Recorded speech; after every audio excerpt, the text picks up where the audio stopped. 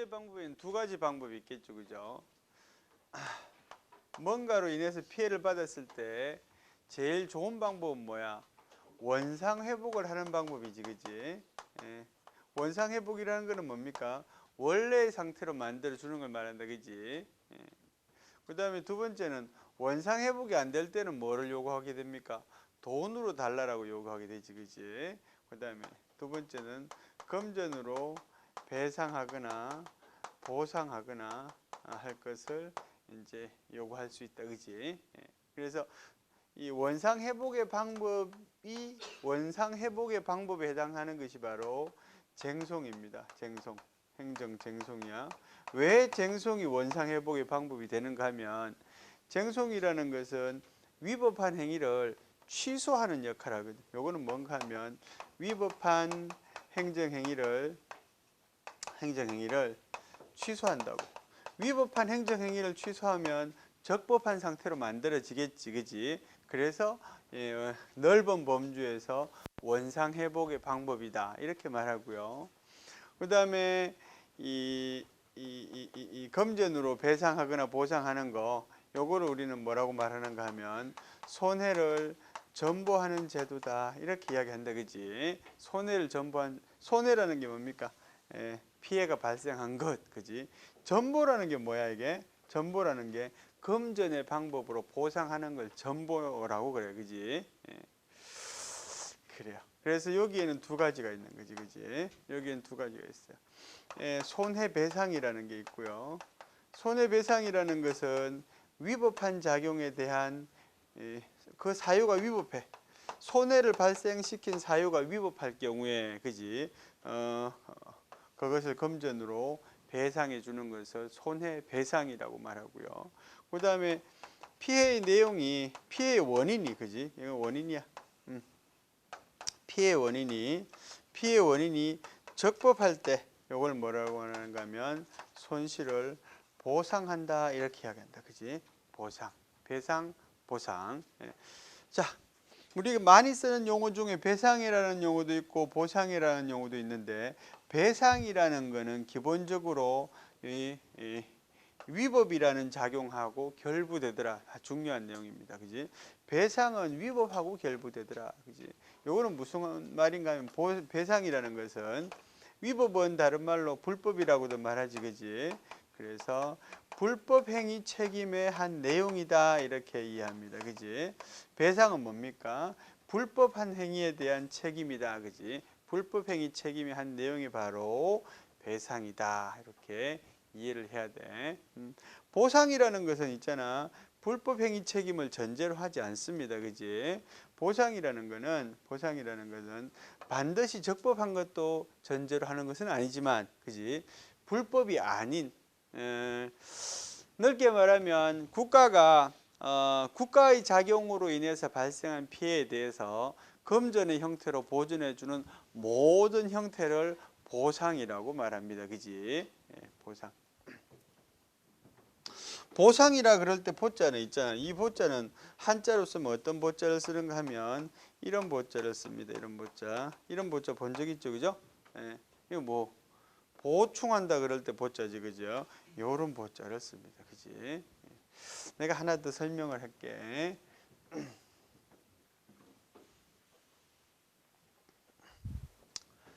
보상에는 두 가지 형태의 보상이 있어요.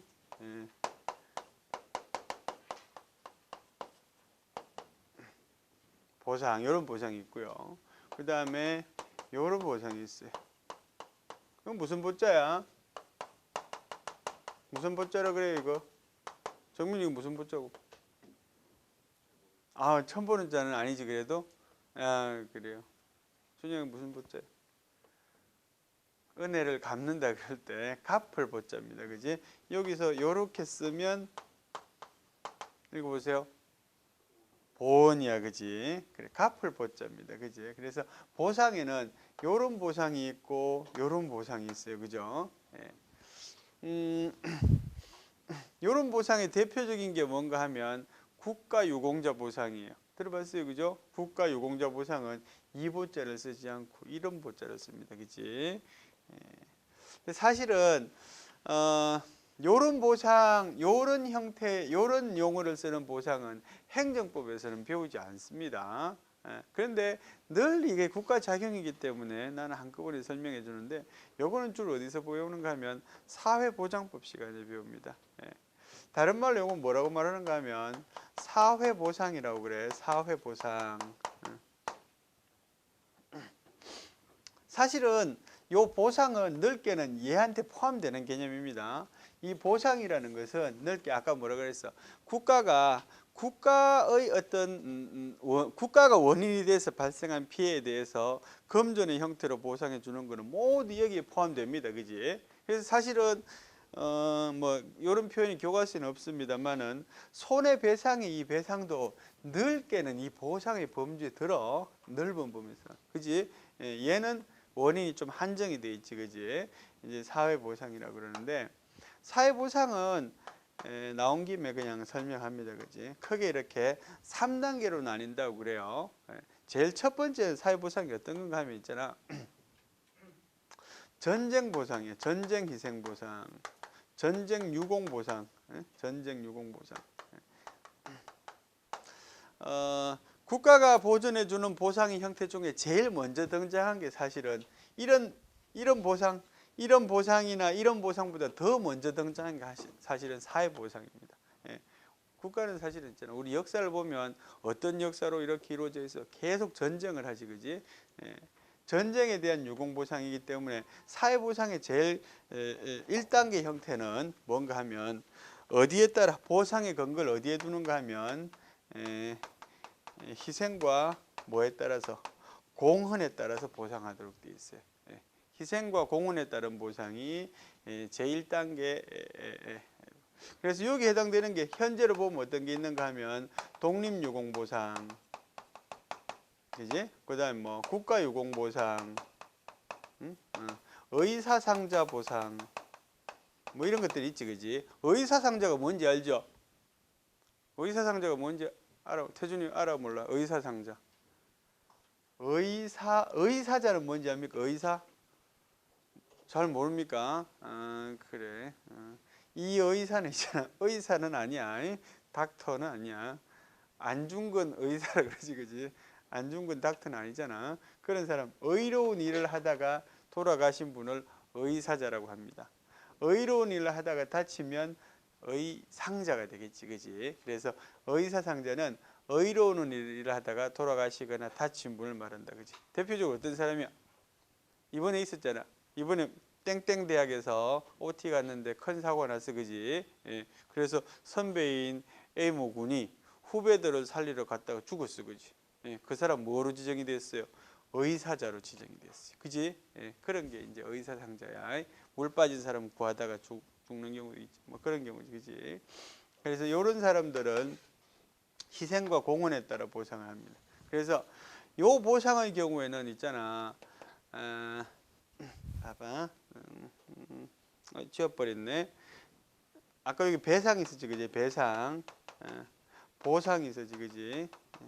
자, 아주 원초적인 질문. 배상하고 보상하고 있잖아. 경계가 불분명한 그런 원인 행위가 있었다, 그지? 이 배상의 대상이 될지 보상의 대상이 될지, 그지? 배상으로 받는 게 많이 받겠어요? 보상으로 받는 게 많이 받겠어요? 네?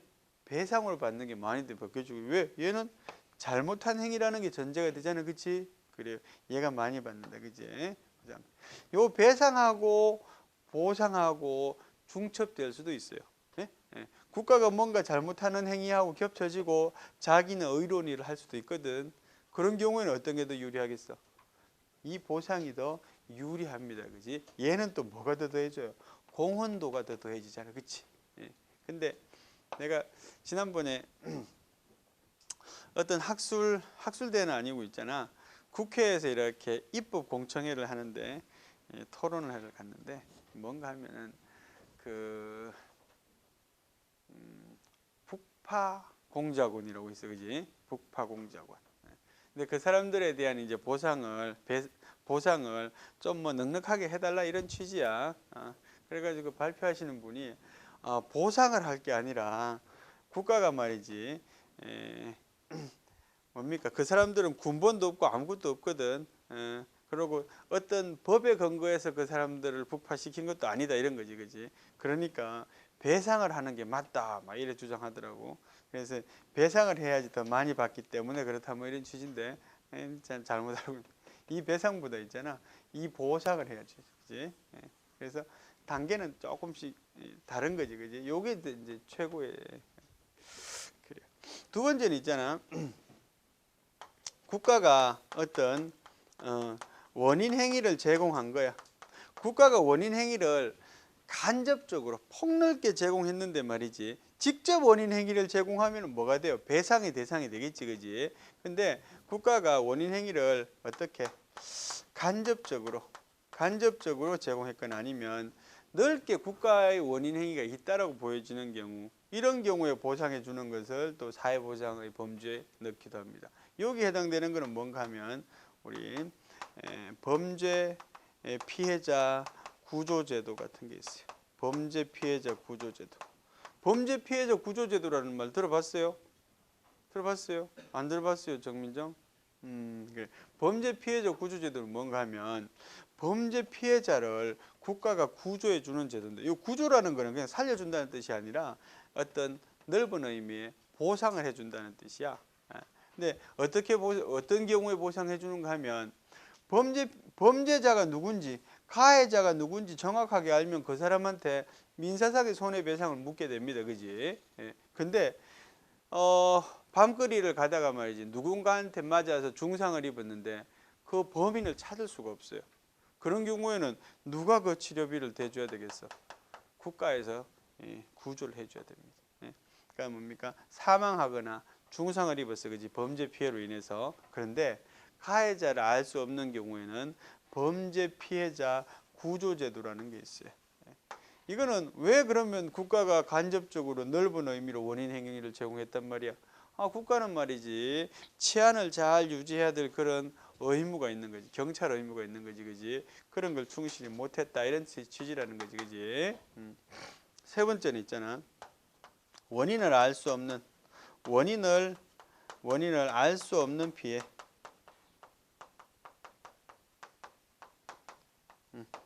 원인을 알 수 없는 피해도 있을 수 있지, 그지?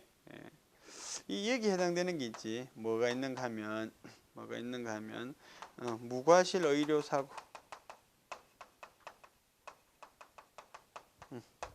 의료 사고 뭔지 알죠?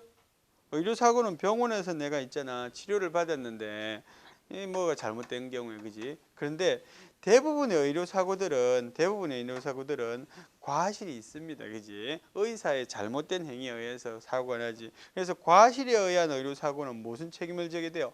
불법 행위 책임을 지게 되겠지, 그지? 과실이 있으니까, 그지? 근데 아무리 과학적인 방법을 다 동원해봐도 과실을 입증할 수가 없어요.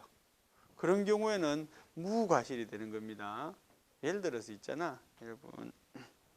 요거하고는 좀 다른 건데 있잖아. 이건 조금 다른 이야기인데 우리 좀 이따 배울 건데, 나중에 배울 건데,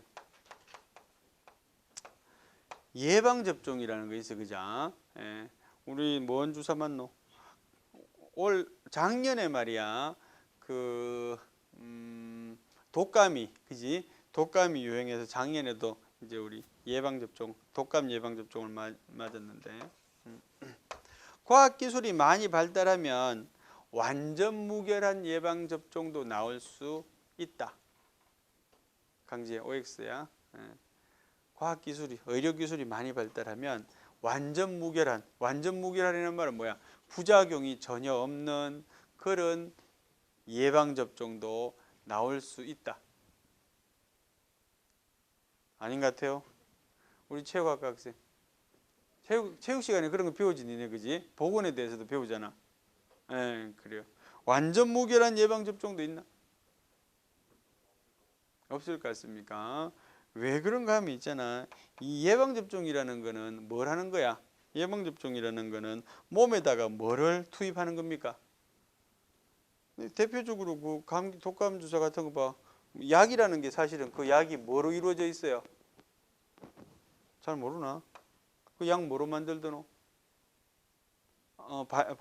바이러스를 투입하는 거야. 바이러스하고는 사실은 과학적인 지식이 좀 부족해서 사실 용어가 뭐 바이러스, 세균 뭐 이런 다 조금씩 뭐 다른 면이 있지나 잘 몰라 사실은. 근데 있잖아 그 집어넣는 걸 우리는 뭐라 그래요? 뭘 넣어요? 항체를 넣으면 안 돼. 몸에서 생겨나는 게 항체야. 항원을 넣습니다. 항원을 넣습니다. 우리 백신이라는 거 있잖아요. 그죠? 백신. 다른 말은 뭐라 그래요? 왁진이라 그러기도 하고, 백신이라 그러기도 하고. 이 백신은 뭐로 만드노? 몇 년 전인가 신종플루라는 게 유행한 적이 있어. 그지? 신종플루라는 게 유행한 적이 있었는데, 워낙 많은 사람이 신종플루에 걸리니까 백신을 만드는데 이제 뭡니까? 이게 시간이 오래 걸리는 거야. 백신은 뭐로 만드는가 하면 주로 달걀로 만듭니다. 예? 예. 달걀은 뭐야? 달걀은 닭이 되기 전 상태 아니야, 그지? 요거는 뭡니까? 가장 원초적인 동물인 거지, 그지? 그래서 여기다가 그러니까 우리 바이러스, 세균 어쨌든지 뭐 그런 걸 집어넣는 거야, 그지? 집어넣어서 이제 여기서 항원을 만드는 거지. 우리 아까 저 학생이 말한 것처럼 이 항원이라는 거는 있잖아, 나쁜 세균인데 힘이 약해진 세균인 거지, 그지? 힘이 약해진 세균을 이렇게 약으로 만듭니다, 그지? 이걸 몸에 집어넣으면은 몸은 뭐 하는 능력이 있어요? 저항하는 능력이 있어요, 그죠? 그래서 요 항원을 이길 수 있는 그런 뭐를 만들어? 항체를 만들어 몸에서, 그지? 예. 그래서 이렇게 생물 시간이 이렇게 표시하지. 이게 항원이야, 그지? 항원이야. 그럼 항체는 어떻게 만들어지는가 하면 이렇게 만들어집니다. 그래서 얘하고 딱 왁구가 딱 맞으면 그러면 없어지는 거야, 그지? 뭐 이런 식으로 설명하잖아. 생물 시간에 배웠지, 그지? 태준아, 그지? 강제로 대답을. 그래서 있잖아. 이게 뭐야? 어쨌든지 몸에다가 약한 세균을 집어넣는 거거든. 그러니까 내 몸이 얘보다 더 약하면 어떻게 되겠어요? 그러면 내가 이 병에 걸리는 거야, 그지? 몸이 약한 사람들 어떤 그룹이 있어요? 아주 어린 애들, 나이가 많으신 어르신들, 그지? 이런 분들은 몸이 약하잖아요, 그지?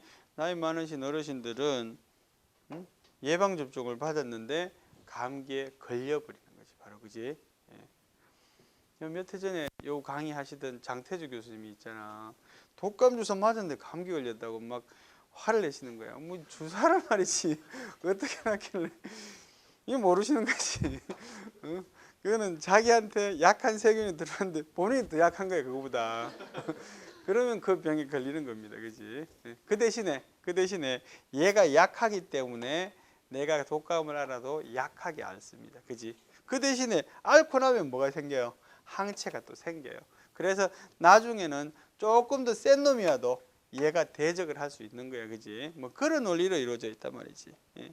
그렇기 때문에 완전 무결한 백신이라는 거는 나오기가 어렵습니다. 사람의 인체라는 거는 아주 오묘한 거지, 그지?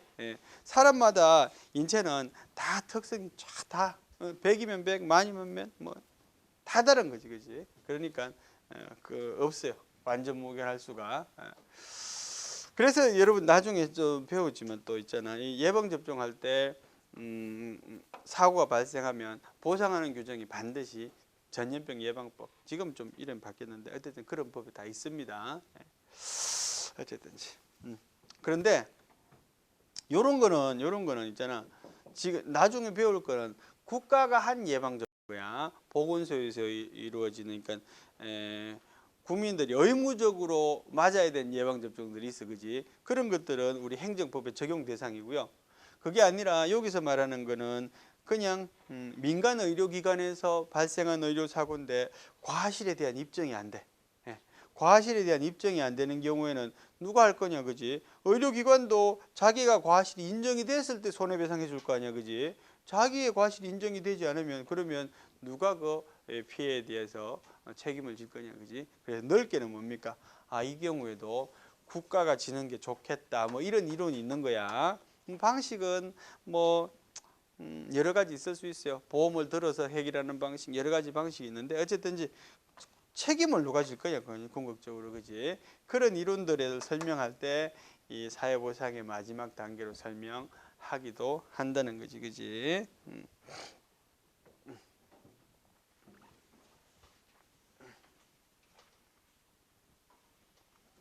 자, 사실은 요것보다 있잖아. 더 먼저 해야 될 게 있는데 내가 까먹었어. 이 행정구제라는 거는 행정법의 가장 중요한 법원리가 뭔가 하면, 행정법 배울 때 우리 제일 먼저 등장하는 법원리가 뭐더노? 성호, 뭡니까?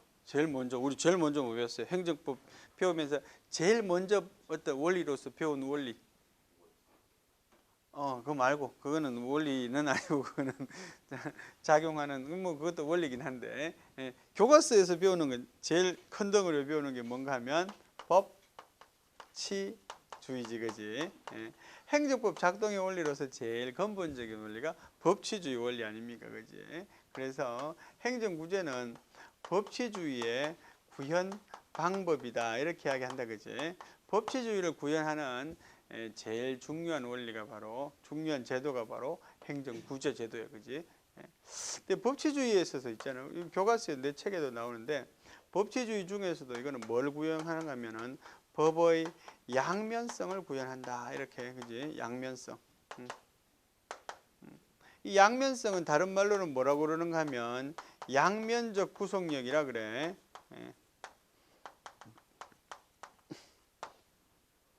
양면이라는 거는 말 그대로 면이 두 개 있다, 이런 말이겠지, 그지? 그래서 한 면은 뭐예요? 양면이라 하면 한 면은 뭐야? 장은아, 한 면은 뭐야? 누구를 구속하는 거야? 국민을 구속합니다. 오케이. 그래. 그 다음에 또 다른 면은 뭐야? 행정을 구속하는 거예요, 그지? 맞아요. 요 둘 중에서 있잖아. 행정구제제도는 어디에 매치가 되는 겁니까? 국민에 대한 구속력에 매치되는 거야? 행정에 대한 구속력에 매치되는 거야? 행정에 대한 구속력에 매치되는 거야, 그지? 요게 행정구제제도예요. 구제제도. 행정도 말이야, 법치주의에 따라서 이루어져야 된단 말이지, 그지? 행정이 법치주의에 따라서 작동하지 않을 때는 구제제도가 동원이 된다, 이런 뜻입니다, 그지? 여기에는 그럼 뭐 넣는 게 맞을까? 내가 시험에서 여기 가로 이렇게 넣었어. 국민을 구속하는 대국민적 구속력. 법치주의의 대국민적 구속력은 있잖아. 우리 행정법 교과서에서 배우는 목차 중에는 어떤 목차하고 여기 어울리겠네, 여기는. 국민을 구속하는데 요거는 뭐, 얘는 어떤 거야? 행정이 법을 지키지 않은 거지, 그지? 국민이 법을 안 지키면 어떻게 됩니까? 뭘 받게 돼요?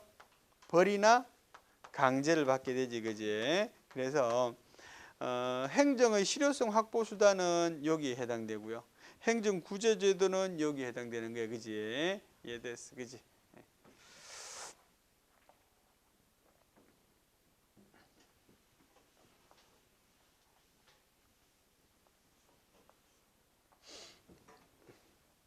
자, 구제제도에는 있잖아, 사전적인 구제야, 그지?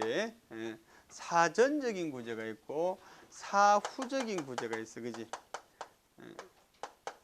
보통 구제라는 말은 사전하고 어울립니까? 사후하고 어울립니까?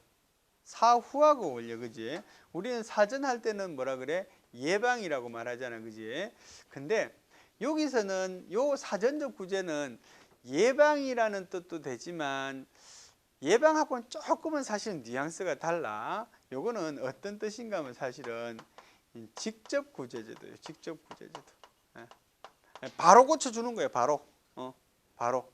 얘는 사후적인 구제는 여기에 비해서 어떤 간접적 구제라는 성격을 갖습니다. 아까 보세요. 원상회복이라고 말했는데 바로 원상회복 시켜주면 그거는 뭐입니까? 직접적 구제에 속하잖아, 그죠? 근데 바로 원상회복 시켜주는 게 아니라, 예를 들어서 봐봐. 우리 종렬이가 말이야. 종렬이 군대 갔다 왔습니까? 예, 군대 갔다 왔어요. 그죠? 군대 갔다 왔는데 또 징집 명령이 나오면 어쩌나 총렬아? 군대 갔다 왔는데 징집 명령이 또 나왔어요. 그럼 어떻게 할래? 이의 신청을 하겠지, 그지? 그래. 이의 신청과 같은 것들이 아까 배운 뭡니까? 넓게 원상 회복의 범주에 드는 거예요, 그지? 이의 신청을 해서 병무청에서 바로 수용을 안 해주면 심판이나 소송이라는 걸 제기한다, 그지? 그거 뭡니까? 간접적으로 바로 해결은 안 되지만 그 법원에서 병무청한테 너 징집 명령을 취소해라는 명령을 받고 다시 취소를 받겠지, 그지? 그래서 간접적 구제 방법이 된다는 거예요, 그지? 그 다음에 국가 행위로 인해서 A라는 사람이 옛날에 그런 거 있었잖아. 뭡니까? 어떤 시절에 이 유신 정부 때 보면 이 사람을 간첩으로 몰아가지고 뭐 그런 해서 그지? 뭐 처벌하고 뭐 최근에 와서 민주화 보상 심의위원회 뭐 이런 데서 다시 뭐 무죄라고 판결하고 복권을 시켜주고 이런 것들이 있잖아요, 그지? 그 당시에 말이야 그런 시절에 보면 법을 적용하지도 않고 혹은 법을 잘못 해석해서 그러니까 법을 나쁘게 적용해서 이 사람을 감금하고 그지 징역을 살리고 뭐 이렇게 한단 말이지, 그지? 그런 것들은 다 뭐의 대상이 됩니까? 국가 배상의 대상이 되는 거지. 돈의 형태로 이 배상을 해준다는 것도 간접적인 구제잖아, 그지? 너 구제 못 해주니까 돈으로 대신 위안을 삼아라 이런 뜻 아니겠어요, 그죠? 그래서 직접적인 구제하고 간접적인 구제가 있어요. 제일 구제 방법 중에 제일 좋은 건 뭡니까? 직권으로 고쳐주는 게 제일 좋아. 행정이 말이야. 내가 잘못한 거에 대해서 스스로 인정하고 그래 내가 잘못했으니까 고쳐줄게. 그런 걸 뭐라 그래요? 직권시정이라고 그래, 그지? 직권시정. 이 제일 좋은 게 직권시정이겠지. 잘못한 게 있다면, 그지? 두 번째는 어떤 게 있는가 하면 있잖아. 행정 절차가 있어. 행정 절차. 행정 절차 요거는 뭡니까? 요거는 잘못된 행위가 있다기보다 이거는 잘못된 행위가 발생하기 전 예방하는 그런 절차예요, 그지? 행정 절차는 법으로서 있잖아. 행정 행위가 이루어지는 절차들을 미리 규정해 놓음으로써 잘못될 가능성을 미리 배제하는 겁니다, 그지? 여러분 지난 학기에 배운 사람들은 행정 절차 중에 제일 중요한 내용이 뭐라고 배웠어요? 행정 절차 중에 제일 중요한 내용은 뭐야, 성우야? 행정 절차는 있잖아. 크게 세 단계 절차로 이루어지거든. 이런 거 합니다. 이렇게 알려주는 절차. 두 번째는 의견을 들어보는 절차. 그지? 이런 거 합니다. 그래. 그거 할 텐데 있잖아. 이해관계인들인 너들은 어떻게 생각해? 의견을 들어봅니다. 그지? 그 다음에는 처분을 하면서 이유를 제시합니다. 그지? 그 중에 제일 중요한 절차가 뭐야? 의견. 그렇죠. 의견을 들어보는 절차예요. 그지? 이 청문이거든, 청문. 의견을 들어봄으로써 뭡니까? 위법하게 행정이 집행되는 것을 미리 막아줄 수 있겠지, 그지? 그래서 행정 절차는 사실 여 뒤에도 뭡니까? 이렇게 크게 세 가지가 있어. 이렇게 세 가지 정도가, 네 가지 정도가 있는데 이 중에서 있잖아. 사전적 구제 절차 제일 대표적인 구제라 그러면 행정 절차를 꼽습니다, 그지? 요 안에서 우리 사실 또 뭐 배워요? 행정 절차편 배우면서 뭐 배우는가 하면 정보 공개 제도 하는 것도 배웁니다, 그지? 정보 공개도 넓은 의미로 행정 절차의 한 부분이라고 배우거든. 그래. 그다음 청원이라는 거는 뭡니까? 청은 뭔 자야? 이 청할 청자야. 청하고 원하는 겁니다. 청할 청자, 원할 원자. 청원이라는 거는 국민이 국가에 대해서 바라는 바를 말로써 이렇게 구하는 것을 말이지. 그래서 국가 작용에 대해서 청원하는 것이기 때문에 어떤 청원이 있어요? 입법 청원이 있고 행정 청원이 있어요. 그죠? 사법 청원도 있어요. 사법 청원은 없다고 보는 게 맞아요. 사법은 뭘 말합니까? 재판을 말하는 거잖아요, 그지? 그래서 재판에 대한 청원은 안 돼. 물론 사법 행정적인 청원은 될 거야. 네. 재판에 대해서 이렇게 해주시오라고 말하면 재판, 법원의 독립성을 저해할 수 있겠지, 그지? 그래서 안 되고요. 많은 게 뭐야, 사실은? 입법청원, 행정청원. 우리가 제일 많이 들어본 거는 입법청원이지, 그지? 법을 만들어 달라고 요청하는 것을 입법청원이라고 합니다, 그지?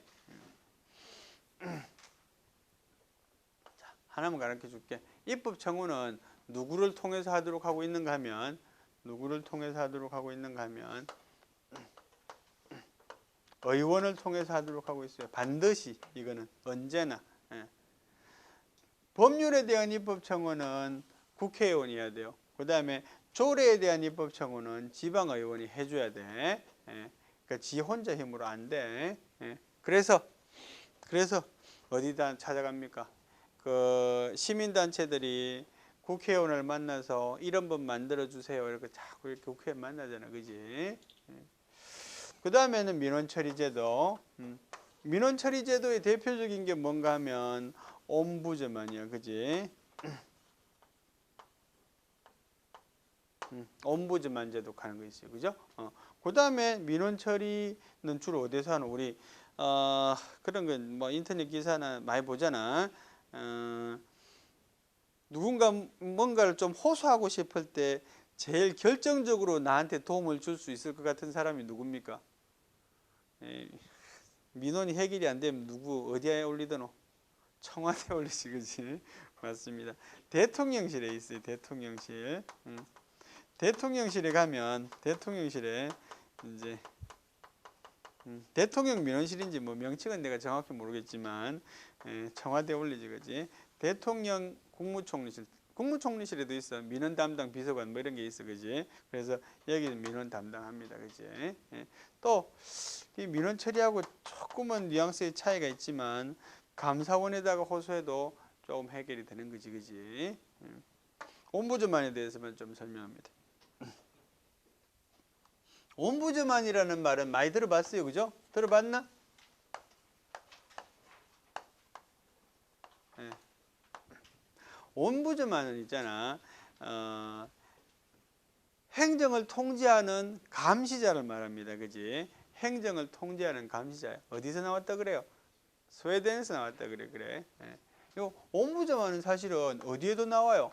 행정학 교과서에도 나옵니다, 그지? 행정학 시험에도 나옵니다, 가끔씩은.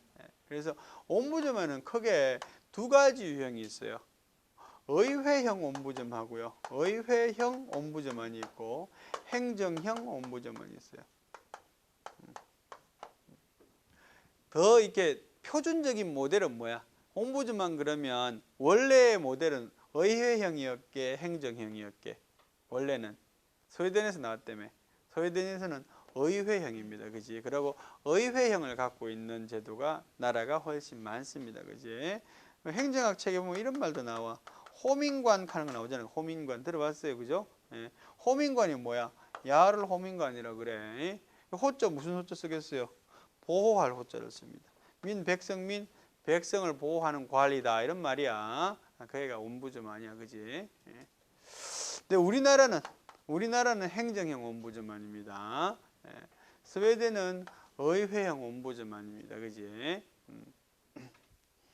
근데 사실은 나는 개인적으로 보면 있잖아. 의회형 옴부즈만은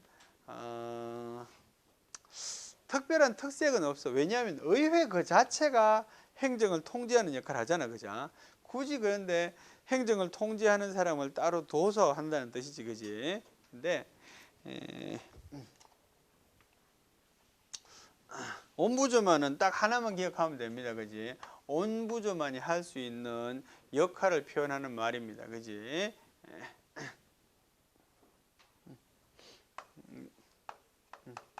옴부즈만을 표현하는 역할을 표현하는 말이 이거야, 그지?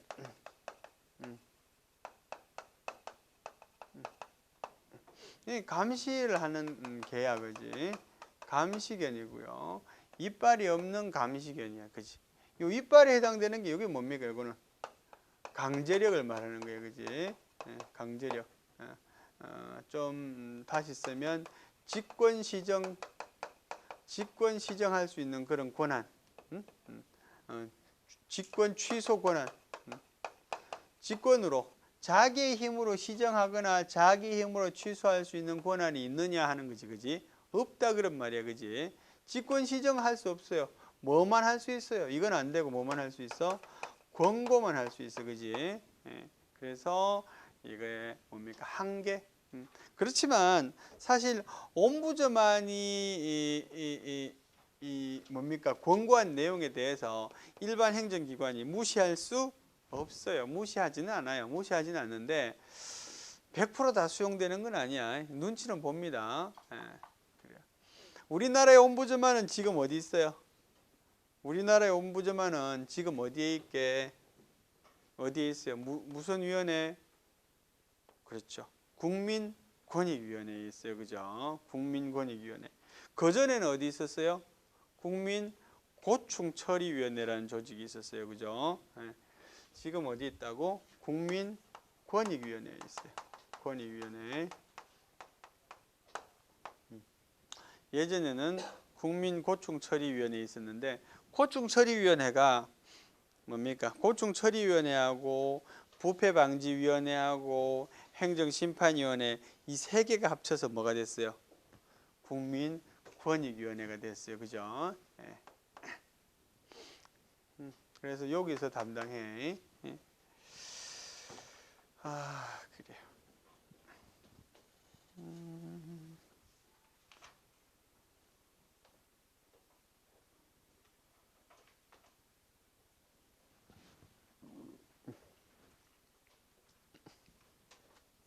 자, 책이 있는 사람은 행정구제제도의 발전 344페이지 거기를 보면 좋겠어. 그 관련되는 이야기를 하려고 하니까. 자, 아까 말한 것처럼 있잖아. 행정구제제도는 크게 두 가지 영역으로 나눠진다. 그지? 하나는 손해전보제도고요. 그 다음에는 행정쟁송제도인데 자, 손해전보제도는 손해배상하고 손실보상으로 나뉘었다. 그지? 자, 여기서 보자. 손해배상제도가 먼저 발달했을까? 손실보상제도가 먼저 발달했을까? 그지? 우리 추측 한번 해보자. 그지? 송나래. 어떤 게 더 먼저 발달했을까? 손해배상제도하고 손실보상제도하고. 손해배상제도. 그지? 이유는 뭘까? 왜 그랬을까? 왜 얘가 먼저 발달해요? 얘는 뭐 어떤 작용? 위법한 작용을 전제로 하니까 그래. 봐. 자기가 뭔가 잘못한 거에 대해서 배상을 하는 거는 이 국가가 용인하기 쉬운데 이거는 적법한 행위로 인한 피해거든. 적법한 행위로 인한 피해라는 게 어떤 건가 하면은 자, 이런 거지. 이 지역이 있잖아. 여기가 다 개인 소유지 땅이야. 그지? 개인 소유지 땅인데 여기가 공단을 건설하기로 계획이 돼 있어. 그지? 그러면 여기는 누구 A, 여기는 B, C, D 개인 소유야. 그지? 그러면 공단을 건설하기로 하는 적법한 작용이지. 그지? 공단을 건설한다는 건 적법한 거 아니야. 그지? 근데 개인의 땅인데 이거를 국가가 강제로 사들이는 겁니다. 그지? 강제로 사들이는 거야. 그걸 강제로 사들이는 걸 뭐라고 말하는가 하면 수용한다라고 말하거든. 이 수용을 하면은 적법한 작용으로 개인의 재산권을 침해했잖아. 그지? 그거를 보상해 주는 것을 손실보상이라고 말하는 거야. 그러면 행정법적인 이런 손실보상제도가 등장하기 전에는 국가가 어떤 식으로 이런 국가사업을 시행했을까? 국가가 그냥 했겠지. 그지? 보상하지 않고. 심지어는 있잖아. 우리 올림픽을 언제 했습니까? 1988년 했다. 그지? 불과 30년도 안 됐잖아. 그지? 예. 1988년에 니네 안 태어났지 아직 대부분. 예. 하여튼 1988년도에 올림픽을 한 장소는 어디입니까? 서울 중에서도 잠실에서 했지. 그지? 올림픽을 하려면 수많은 땅이 필요해. 경기장도 필요하고요. 숙소도 필요하다. 그지? 선수촌 아파트도 만들어야 되니까. 그때 우리나라에서 땅값이 오르기 시작한 시기, 그러니까 부동산이 있잖아. 투기의 대상이 되기 시작한 시기가 언제부터인지 알아요? 1980년대 말부터입니다. 올림픽을 전후해서 그때부터 땅값이 뛰기 시작해요. 그래서 90년대 초반에 어떤 개념이 등장하는가 하면 토지공 개념이라는 개념이 등장해요. 옛날에는 말이야, 이 땅이라는 것도 돈이 많은 사람은 많이 가져도 상관없다고 생각한 거지. 근데 땅값이 워낙 뛰어서 돈이 웬만큼 있는 사람도 땅을 소유할 수 없는 상태가 되니 토지공 개념, 땅은 공적인 자산이니까 좀 나눠 쓰자는 개념이 생긴 거지, 그지? 그런데 어쨌든지 1988년이니까 한 1986년 뭐 그 전부터 이렇게 준비를 했겠지. 또 86년도는 아시안 게임도 했다, 그죠? 그러니까 땅값이 너무 막 오르기 시작했단 말이지, 그지? 국가에서 그런데 그 땅값을 다 감당해 가면서 땅값을 치르고 나야지 건물을 지을 거 아니야, 그지? 돈이 감당이 안 되거든. 그래서 실제로 있잖아, 올림픽 할 때 잠실 지역에 수용되는 땅들은 아주 헐값에 국가에서 샀다 그래. 그래서 한탄하는 사람도 많아. 근데 한편으로 보면 또 어쩔 수 없어. 우리가 세계적으로 이 뭡니까, 그 일정한 지위, 국가의 지위가 일정한 상태가 된 거는 그때 올림픽을 기화로 막 알려지고, 그지? 그랬거든. 그러니까 그런 기회에 뭔가를 이루지 않았으면 또 안 되는 그런 측면도 있었겠지, 그지? 그래서 서로 뭐 어쨌든지.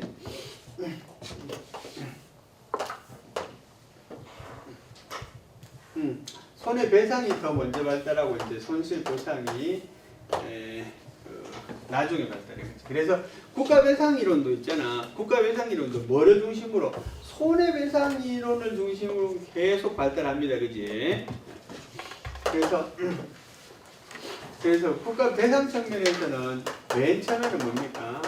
과실책임주의를 중심으로 발달해, 그지? 과실책임주의라는 것은 뭐야?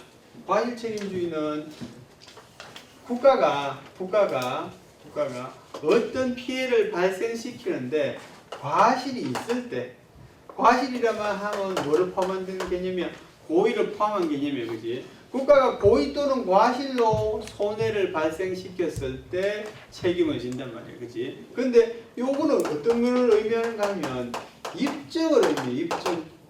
과실이나 고의가 입증되었을 때 비로소 책임을 진다는 말이거든, 그지? 근데 모든 고의나 과실이, 고의는 사실은 입증이 과실보다는 쉬울 수 있어요. 근데 과실은 입증하기 어려운 경우들이 있어, 그지? 왜냐하면은 그 묘하게 과실이 있음에도 불구하고 입증이 안 되는 경우도 있어. 증거를 찾아낼 수 없는 경우도 있고요. 그 다음에 누적적 과실 있잖아.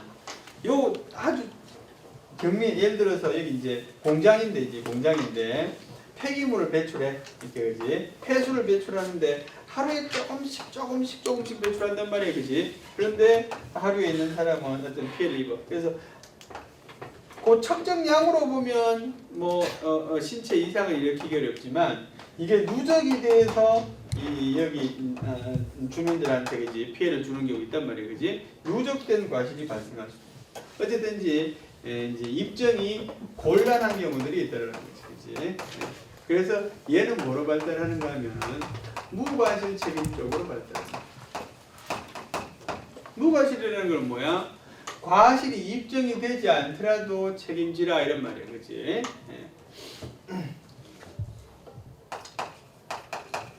요거하고 조금 비슷하지만 조금 다른 개념이기도 한데 위험 책임이라는 개념도 있어요. 위험 책임은 국가가 위험한 상태를 조성했으니까 네가 책임져라, 이런 뜻이야. 그거는 무과실 책임의 한 유형이겠지, 그지?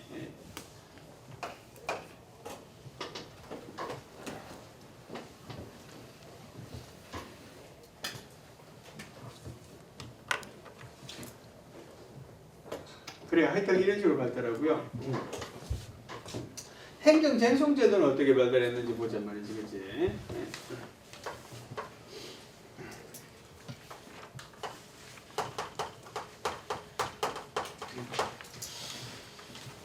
법치주의가 실질화되기 전까지는 행정쟁송과 관련해서는 열기주의가 주류가 됩니다. 열기주의, 우리 행정법 1시간에 배웠잖아, 그지? 열기주의. 열기 여기 있습니다, 그지? 열기주의는 열기주의가 뭐로 발달하는가 하면 개괄주의로 발달한다, 그지? 열기주의, 개괄주의 여러분 기억납니까? 이거는 뭐에 관한 거야? 행정, 소송의 뭐에 관한 거야? 대상에 관한 거야, 그지? 행정, 소송의 대상에 관한 것이 열기주의에서 개괄주의로 바뀌었다, 그지? 뭐를? 실질적 법치주의. 실질적 법치주의가 등장하면서 열기주의에서 개괄주의로 바뀌었어, 그지? 실질적 법치주의가 등장한 시기는 주로 어떤 시기였어? 주로 제2차 대전 전후로, 그지? 2차 대전이. 열기주의라 하면 뭘 말해요? 행정소송의 대상이 미리 기록된 것만 대상이 된다는 뜻이고요. 개괄주의라는 말은 행정소송의 대상이 개괄적으로 모두가 그런 뜻이야, 그지? 국가의 자격이면 모두 행정소송의 대상이 된다는 게 개괄주의. 그래서 개괄주의의 채택은 이 쟁송적인 측면에서는 하나의 큰 뭡니까? 전환점이 되는 시기다, 이런 말이지, 그지? 그런 말들을 적어놓고 있고요. 행정절차제도의 발전. 자, 그다음에 이제 손해배상제도 하나씩 볼 텐데.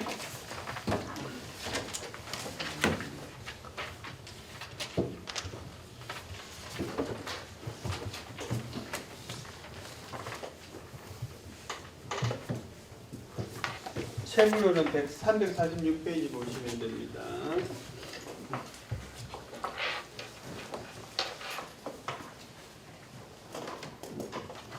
자, 손해배상하고 이제 손실보상을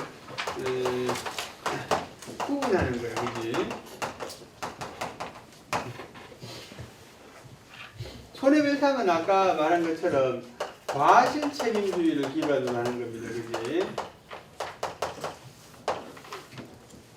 과실책임주의 많이 이야기하는데, 우리 이 손해배상은 기본적으로 어디서 온 겁니까? 민법에서 온 거예요, 그지? 민법의 3대 원리라는 게 있어, 그지? 민법의 3대 원리가 제일 첫째는 뭔가 하면 사적 자치의 원칙이라는 거 있어요, 그지? 사적 자치 원칙. 이건 참고로 알아두는 거지, 그지? 사적 자치라는 건 뭡니까? 개인적인 일은 스스로 정해라, 이런 말이야. 개인적인 사사로운 사항에 대해서는 법이 개입하지 않고 니네 둘이 정하면 그것이 바로 법이다, 이런 뜻이야, 그지? 요거는 다른 말로는 뭐라고 부르기도 해요? 계약은 자유롭게 할 수 있다, 계약 자유의 원칙, 이렇게 설명하기도 하는 거지, 그지? 두 번째는 뭡니까? 소유권이라는 것은 누구도 손대지 못한다는 게 소유권 절대 원칙이야. 이 소유권 절대 원칙은 뭐 개인이 소유하는 물건에 대해서는 남이 개입하지 마라, 이런 말이야, 그지? 아까 말한 토지 공개념이라는 개념은 소유권 절대 원칙하고는 안 어울리지, 좀. 그치? 계약 자유의 원칙하고도 어울리지 않아요. 여러분 요즘에 있잖아, 이런 데도 있잖아, 토지거래 허가제도라는 거 있어, 그죠? 우리 토지거래 허가제도라는 거 옛날에 배웠잖아요, 그지? 토지거래 허가제도는 이 두 가지하고 안 어울리는 거지. 계약을 자유롭게 못해. 토지거래를 행정으로부터 허가를 받도록 한단 말이지, 그지? 안 어울리지. 그 다음에 소유권 정책, 개인의 소유권 손댈 수 없어. 그런데 손대는 거지, 사실은. 개인의 소유권에 대해서, 그치? 그 다음 뭡니까? 과실, 책임의 원칙, 이렇게 세 가지의 원칙이 바로 민법을 통할하는 세 개의 중대한 원칙이란 말이지, 그치? 그래서 과실 책임 아까 뭐랬어? 과실이 입증될 때 비로소 책임을 진다, 이런 걸 그랬잖아요, 그죠? 과실 책임이고요. 그 다음에 얘는 개인주의를 기반으로 해요. 개인주의를 기반으로 해요. 과실 책임주의, 기임주의,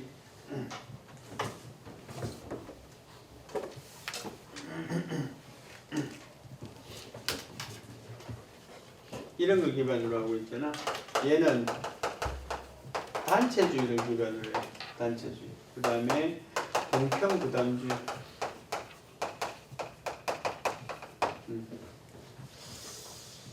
이거는 뭡니까? 국가 사업을 위해서 개인의 재산권을 침해한 경우에 그 돈을 국가가 보상해 주는 건데 그 돈은 결국 누구에서 나옵니까? 국민들한테서 나오잖아요. 그지? 그래서 국가가 사업을 위해서 국민들한테 특정한 국민, 그지? 모든 국민이 아니고 만약에 있잖아. 우리나라 전체에서 사업을 해. 우리나라 전체에서 사업하기 때문에 우리나라 전체 국민 모두한테 피해가 간다면 손실보상의 대상이 되겠나 안 되겠나? 그러면 안 됩니다. 손실보상이라는 건 있잖아. 국가의 사업으로 인해서 누군가는 손해를 보고 다른 사람은 그것으로 인해서 덕을 봐야지 돼. 그래야지 성립하는 거야. 그래서 이 사람에 대한 피해를 이 나머지 혜택을 보는 사람들이 조금씩 세금을 내서 아니면 다른 방법, 다른 금전으로 보전해 준다는 말이지, 그지? 이론적인 기반은 개인주의, 과실책임주의. 책에는 도의적 과실책임주의 이렇게 썼네. 그 다음에 손실보상은 단체주의, 공평부담주의 이런 것들을 기반으로 한다, 그지? 자, 또 하나 보자. 손해배상은 있잖아. 기본적으로 위법해야 된다 그랬지. 그 다음에 얘는 뭡니까? 적법해야 돼요, 그죠? 그런데 위법하고 또 그 다음에 과실책임주의지, 그지? 얘는 적법하고 과실이 없어. 당연히 과실이 없지. 법대로 하는 건데, 그지? 그래서 위법, 과실, 적법, 무과실 이게 중요한 특징이야. 근데 아까 말한 것처럼 과실이 입증이 되지 않는 경우에도 책임을 져야 되는 경우들이 있더라는 거지, 그지? 그런 경우는 위법, 무과실 책임이 되는 거지, 그지? 그러니까 손해배상의 영역에서도 위법, 무과실한 이런 유형들이 많이 등장하고 있더라는 거지, 그지? 그 다음에 손실보상의 경우에도 있잖아. 이런 경우에는 국가의 침해, 국가에 의한 적법한 침해가 이루어지는데 뭐가 없는 경우가 있는가 하면 보상 규정이 없는 경우들이 있을 수가 있어요. 보상의 형태, 손실보상의 손실의 형태는 있잖아. 우리 헌법에서는 세 가지를 규정하고 있어요. 헌법에서 규정하고 있는 행정상 손실보상에서 손실의 형태로는 첫째는 뭐가 있는가 하면 수용이라는 게 있어요. 수용. 수용은 다른 사람의 재산을 강제로 뺏는 것을 말한다. 두 번째는 뭐가 있는가 하면 사용이 있어요.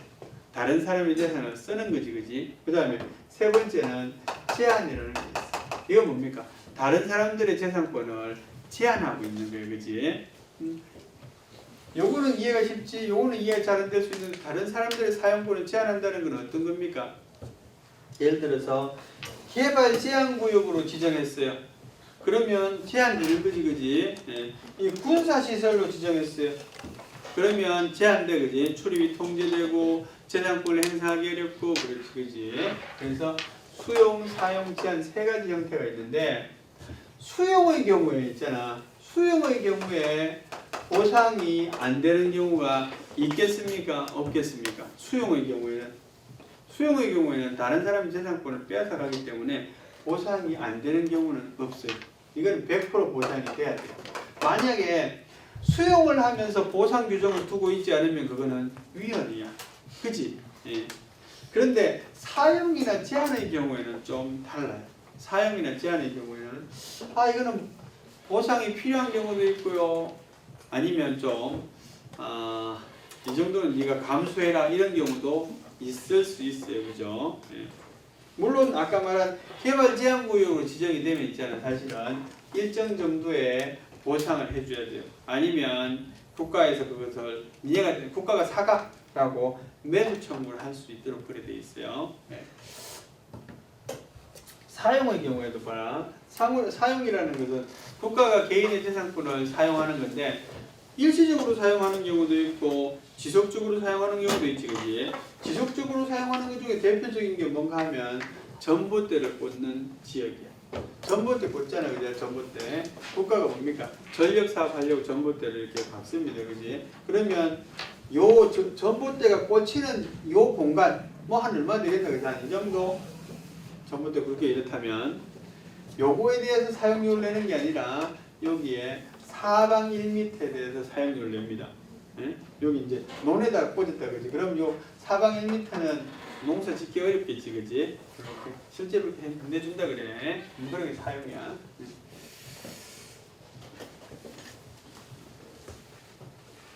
어쨌든지 그래서 보상 규정이 없는 경우가 있어, 그지? 보상 규정이 없으면 뭐라고 말하는가 하면 위법하다고 말해. 무과실은 그대로 이어지는 거지, 그지? 그래서 유형별로 구분해 보니까 손해배상도 위법 무과실한 유형이 많이 나타나고 손실보상도 위법 무과실한 유형이 많이 나타나고 이래 되니까 양자가 서로 접근하는 거 아니냐, 이렇게 이야기한다는 거지, 그지? 요 접근의 모습을 우리는 손실보상에서 뭐라고 말하는가 하면 수용, 유사, 침해라고 그래.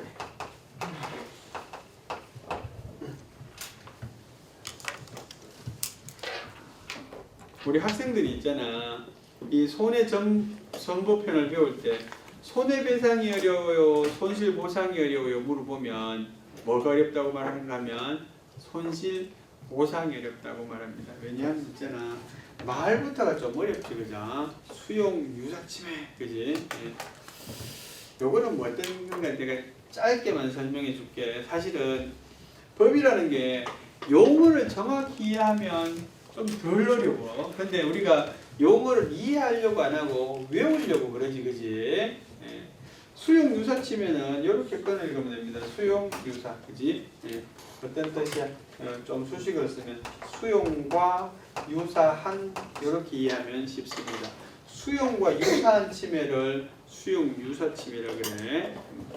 자, 그러면 수용과 유사한 침해는 수용도 포함이 되겠나 안 되겠나, 거들이?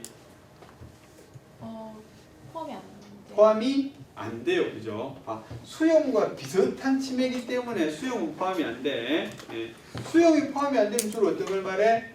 제한이나 사용을 말하는데 주로 제한을 말합니다. 그래서 수용과 유사한 침해에 대해서도 수용은 아닌데 수용과 유사한 침해임에도 불구하고 뭐가 없단 말이야? 보상 규정을 안 두고 있단 말이야, 그죠? 수용은 반드시 보상 규정을 둬야 되거든. 근데 수용과 유사하다는 말은 뭐 그만큼 침해가 많다 그런 말이야. 침해가 많음에도 불구하고 보상을 두지 않고 있다, 그지? 이런 경우에도 보상해야 된다는 이론을 뭐라 그러는가 하면 수용 유사 침해 이론이라 그래. 이론자가 붙으면 그 경우에 보상해 주어야 된다는 이론이고요. 침해까지만 하면 침해의 유형을 말하는 거고 그렇습니다. 그래서 수용 유사 침해, 그런 침해, 수용 유사 침해 이론 그러면 그런 경우에 보상해 주어야 한다는 이론, 그지? 이제 여기서부터 있잖아. 학생들이 나는 적성이 안 맞나 보다 또 이렇게 생각하게 되는 수용 유사 침해 요거 여기서 또 분파되어 나온 게 수용적 침해라는 게 수용적 침해 뭐 그런 말들이 있잖아. 사실은 나를 어렵게 하는 거지, 그지? 이 손해배상은 사실은 민법에 나오는 손해배상하고 별반 차이가 없는데 행정법에서 조금 뭡니까 그 특징화된 내용들 그런 것만 배워서 특별히 내가 이렇게 기억해야 되는 내용들은 많이 있지만 이해가 안 되는 건 잘 없는데 여기서 조금 이해가 안 되는 것들이 이해하는데 시간이 걸리는 것들이 나와요. 예. 그리고 학생들이 좀 어려워하는 게 좀 더 들어가면 뭐 분리이론, 경계이론 이런 말 나오거든. 그때 어려워요. 어쨌든지 그래서 있잖아. 손해배상과 손실보상은 서로 접근하고 있다, 그지? 그래서 접근하고 있으니까 이거 좀 통합해서 하나의 이론을 만들면 안 되냐, 그지? 이런 논의들이 있는 거지, 그지? 그래서 접근의 경향으로 등장한 말이 뭔가 하면 국가보상론이 이건 내가 배울 때도 이제 이런 정권의 경향으로 국가보상론이 제기된다, 그지? 30년 전에도 이랬는데 지금 들어왔어도 마찬가지로. 이게 무슨 말인가 하면 손해배상이나 손실보상이나 이제 점점 구분이 없어지니까 국가보상론이라는 새로운 이론을 한번 개척해보자 이런 말이지, 그지? 양대를 통합해서 그런 말이에요. 제도적인 융합, 국가배상 개념의 등장, 국가보상 개념의 등장, 그런 게 347페이지에 나와 있어. 보자면은 조금만 더 하고 마치자. 지겹죠? 안 지겹구나, 그지? 나는 사실상 첫 시간, 지난 어제도 했지만 수업을 본격적으로 한 거는 그지. 2달 쉬고 수업을 하면 대단히 힘듭니다. 이 말이라는 게 있잖아. 상당히 기운을 빠지게 하는 이런 효과가 있어. 자, 국가배상제도의 발전. 국가배상제도의 발전 편을 있잖아. 어떤 경우가 쓰이나 읽어보면 행정법의 발전하고 똑같이 간다는 걸 알 수 있어요. 네. 법이라는 게 왜 발전하겠어요? 법이라는 게 있잖아. 법이라는 게 결국은 분쟁을 통해서 발전하게 됩니다. 그지? 누군가 상대방으로 인해서 피해를 입고 있지. 그것을 어딘가에 호소하고 또 호소를 받은 그 기관에서 말이야. 그 문제를 해결하기 위해서 골몰하다 보면 법리가 등장하는 거지. 그지? 그래서 다른 법에서도 마찬가지지만 구제제도의 발전은 법의 발전 과정이랑 똑같단 말이에요. 그지? 행정구제제도의 발전은 행정법의 발전하고 똑같다. 그래서 제일 먼저 나오는 게 어느 나라야? 프랑스야. 그지?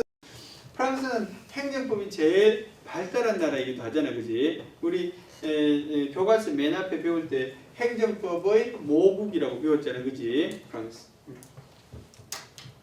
그래서 아까 행정적인 이 과실책임 손해배상은 어디로 발달했다 그랬어요? 과실책임에서 무과실책임으로 발전하고 있다 이렇게 말했잖아, 그지? 오케이. 여기서 근데 한마디 더 할게.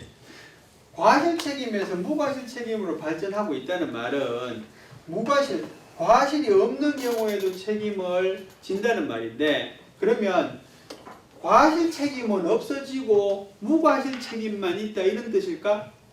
아니면 지금도 대부분은 과실 책임인데 특정한 영역에 한해서 무과실인 경우에도 국가는 책임을 져야 된다 이런 말일까? 전자, 후자가 되겠지, 그지? 왜냐하면 봐라.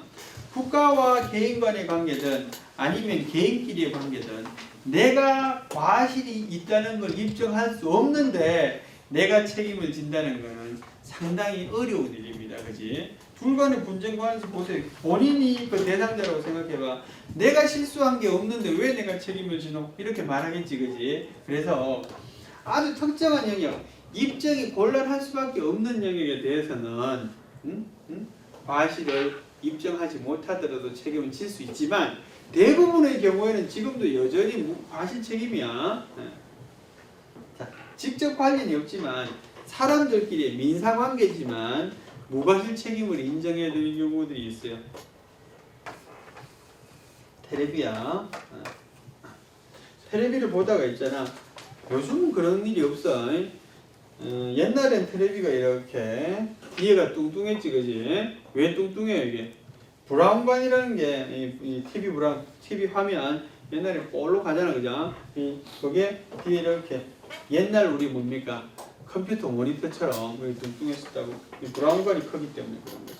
근데 브라운관이 이게 조금 조립상에 문제가 있으면 이게 터진다면 뻥 터져요, 그죠? 실제로 브라운관이 터져서 테레비를 보고 있던 일가족이 다쳤다 이런 기사가 난 적도 있어. 1970년대, 80년대에는. 그런데 원래 손해배상이라는 것은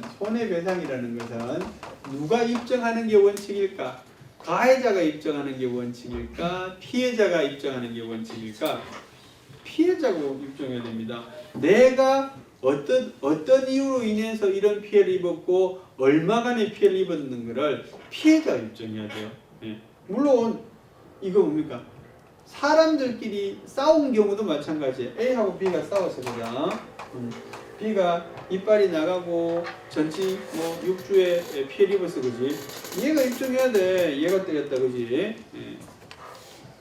근데 이런 경우는 있잖아. 입증하기 쉽나 어렵나? 어렵잖아, 그지? 입증은 뒤에 텔레비가 어떻게 뜻인지 내가 알게 뭐야, 그지? 그래서 뭡니까? 그래서 이런 경우에는 입증 책임이 전환되는 거예요, 그지? 예. 텔레비를 제대로 만들었다는 걸 입증하는 거지. TV 회사에서. 그러면 이 손해배상 책임은 지지 않겠지, 그지? 요런 법을 우리 뭐라 그래요? PL법이라 그래, 그지? 들어봤어요? PL법이 뭡니까? 프로덕트야, 그지? 얘는 L, liability야, 그지? 제조물 책임법이라는 거잖아, 그죠? 그런 법이 만들어지기 전에는, 이런 법이 만들어지기 전에 누가 입증해? 피해자가 입증하는 거야. 이런 법이 만들어짐으로써 이제 입증하지 못하면 과실이 없더라도 책임을 지는 거지. 그런 것처럼 국가와의 관계에서도 입증이 어려운 경우는 말이지 무과실 책임이 되는 것이고요. 어쨌든 과실에서 무과실 책임을 이렇게 이동해야 하고 있는 경향은 맞다는 거지, 그지? 이 과실 책임을 프랑스에서는 뭐라고 말하는가 하면 영무 과실 책임이라고 말해요. 또 프랑스 행정법에서의 무과실 책임을 위험 책임이라고 그래요. 말뜻만 알면 되겠고요. 나머지 상세한 내용은 각자 교과서를 참고하면 되겠습니다. 요거부터 쉬운 것부터 하자. 위험 책임이라는 것은 있잖아. 국가는 어떤 이유로든 말이야. 위험한 상태를 국가가 야기했으면 과실이 입증되지 않더라도 책임을 지라는 게 위험 책임 이론이에요. 국가가 위험한 상태를 조성했기 때문에 과실에 대한 입증이 없더라도 책임을 지라는 게 위험 책임 이론이에요. 그래서 위험 책임 이론은 무과실 책임 이론의 한 유형이 되겠지, 그지? 그 다음에 영무과실 책임은, 영무라는 말은 그냥 붙인 말이지, 그지? 과실 책임이었는데 프랑스 행정법에서 제일 먼저 등장한 사건이 뭡니까? 블랑크 사건이라는 거 배웠잖아, 우리 옛날에, 그지? 블랑크 사건은 뭐야? 이 블랑크라는 소년이 담배를 싣고 가는 화물차에 치여서 부상을 입게 된다, 그지? 그래서 어디다가 손해배상을 청구합니까? 민사법원에다 손해배상을 청구하는 거지. 민사법원은 뭡니까? 이거는 관할을 잘못 배정한 것이다. 이 사건은 민사사건이 아니라 행정사건이다. 이렇게 넘긴 것이 바로 블랑코 사건 아니야, 그지? 그래서 이 블랑코 사건에서 어쨌든지 국가가 과실이 있는 경우에 책임을 진다라고 말했기 때문에 블랑코 사건하고 블랑코 사건에서 이제 동원된 이론은 영무과실 책임 이론이고요. 현대 이제 프랑스 행정법에서는 위험 책임 이론. 그래서 이렇게 발달한다 이런 거지, 뭐, 그지?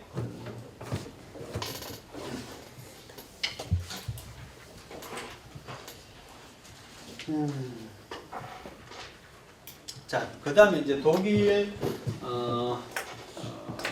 그 영미, 일본 이렇게 나오는데, 뭐 중요한 경향성은 아까도 말한 것처럼 역사적으로 보면 2차 대전이라는 걸 기화로 많이 바뀐다, 그지? 책임도 많이 바뀐다. 하나만 더 하고 마칩니다, 그지? 거기 보면, 영국에서는 국가배상이론이 발달하기 어려운 그런 토양이 존재했다, 그지? 그게 뭔가 하면 주권면책이론이에요. 주권면책이론이라는 것은 워낙 중요한 말이기 때문에, 워낙 유명한 말이기 때문에 기억하고 있어야 돼요, 그죠? 주권면책이론 이런 게 있었기 때문에 국가배상이론이 발달하기 어려웠다. 주권이라는 겁니다. 왕이 주권을 가지고 있던 시기야, 그지? 국민 주권이 아니라 국왕 주권이에요, 그지? 주권 왕은 말이야 책임을 면하게 된다는 거지, 그지? 왕이기 때문에 그런 말이야, 그지? 그래서 왕은 말이야 왕은 면제된다, 그지? 임명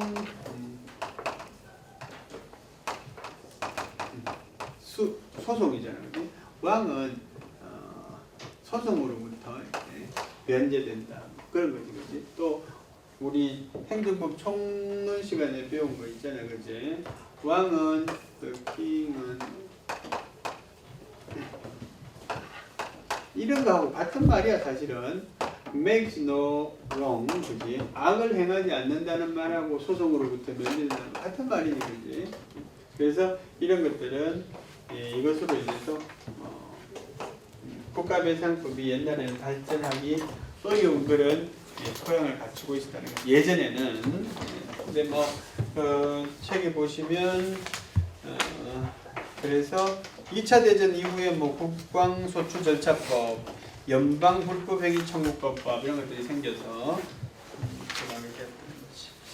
오케이. 여기까지 하고 이제 다음 시간부터 우리나라 국가배상제도의 내용에 대해서 배우겠습니다. 수고했습니다. 수고하셨습니다.